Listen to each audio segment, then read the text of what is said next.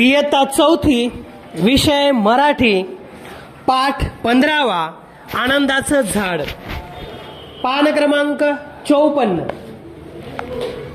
आमच्या शेवग्याला सुंदर हिरवट पोपटी नाजूक पालवी फुटली होती. झाड जोमानं उंच उंच वाढत होतं. नाजूक पानांची हिरवी नक्षीदार जाळी पसरली होती. काही फांद्यांना मोहर फुलला होता. पांढऱ्या रंगांच्या फुलांचे घोसच्या घोस झाडांवर लोंबत होते. हिरव्यागार झाडाला पांढऱ्या शुभ्र फुलांचा फुलोरा उठून दिसत होता. आमचा शेवगा खूप छान बहरला होता. येणाऱ्या जाणाऱ्यांची नजर त्यावर पडल्याशिवाय राहत नव्हती. एके दिवशी आमच्या घरी शेजारच्या काकू आल्या आणि म्हणाल्या, दारात कधीही शेवगा लावू नये. घरात भांडणं होतात. हे झाड तुम्ही तोडून टाका. इतकं सुंदर झाड आणि तोडून टाका. मला जरा त्या काकूंचा रागच आला. मी काही म्हणायच्या आतच आई म्हणाली, झाडं ती सगळी सारखीच. उलट झाडं कितीही परोपकारी असतात. ती का बरं आपल्यात भांडणं लावतील? आपण माणसंच असा विचार करतो. झाडं तर आपल्याला फळं देतात, फुलं देतात, सावली देतात, पक्ष्यांना घर देतात, आधार देतात. मी हे झाड लावलं ते जोपासण्यासाठी, तोडण्यासाठी नाही. काकू म्हणाल्या, अहो लोक शेंगा तोडून येतील तेव्हा नाही का भांडणार तुम्ही? आई म्हणाली, नेवदेत नेल्या तर खाण्याचीच वस्तू ती. झाडांना त्या शेंगा फक्त आमच्यासाठीच नाही लागल्या. झाडाला शेंगा असेपर्यंत लोकांचं लक्ष झाडाकडे जाणारच. हिरव्यागार पसरलेल्या फांद्यांवर रंगीबेरंगी पक्ष्यांचा अखंड मेळा भरत होता. आमचा शेवगा म्हणजे माझ्यासाठी निसर्गाचा अनमोल ठेवा. या शेवग्यामुळे मला विविध पक्ष्यांची अगदी जवळून ओळख झाली.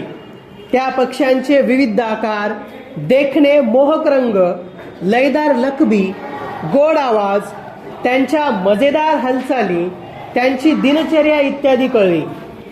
आमच्या शेवग्याच्या पांढऱ्या शुभ्र फुलांच्या घोसांवर रुंजी घालत गुंजाराव करणाऱ्या जांभळट काळ्या टपोऱ्या भुंग्यांची व माझी भेट झाली. फुलांमधला मध पिऊन फुलांभोवती नाचणाऱ्या मधमाशा मी पाहिल्या शेवग्यामुळे. अलगद हवेत तरंगत इवल्या इवल्या चपळ फुलचुख्यांची झुंबड मला दिसली. मधानं गच्च भरलेल्या फुलांमधून हवेत अलगद मध चोखण्याची कला पाहावी ती फुलचुक्यांची. इटुकला बोटभर फुलचुक्या असतो मात्र कसरतपट्टू. एरवी मला कधीच दिसला नसता. फक्त आवाजच ऐकून होते.